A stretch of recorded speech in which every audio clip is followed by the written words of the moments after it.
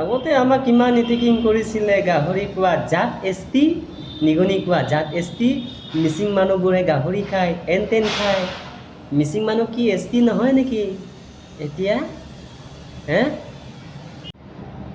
S টিক আপোনালোকে নিজেই কৈছিলে এছ টি আমাক নালাগে, এছ টিবোৰে লেতেৰা, এছ টিবোৰেই গাহৰি খায়, এছ টিবোৰেই নিগনি খায়, এন তেন খায়, এছ টি লেতেৰা, এছ টি আমুক তামুক আপোনালোকে এনেকৈ বকি আছিলে আগতে।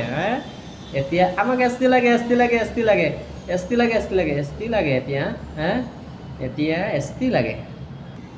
আপোনালোকে নিজে জানে আন্দোলন কৰিলেও এছ টি পোৱা বস্তু নহয়, যুদ্ধ কৰিলেও এছ টিটো পোৱা বস্তু নহয়।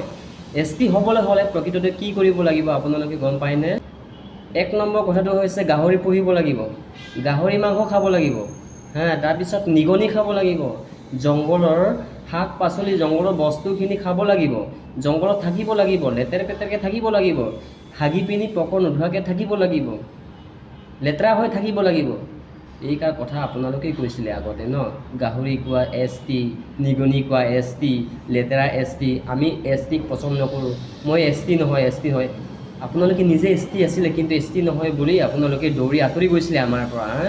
এতিয়া এছ টি লাগে, এছ টি লাগে। এতিয়া নোখোৱাকৈ এতিয়া যুদ্ধ কৰি আছে, আন্দোলন কৰি আছে। এছ টি ক'ত এনেকৈ পাব? এছ টি জন্ম হৈয়ে এছ টি হৈ থাকিব লাগিব।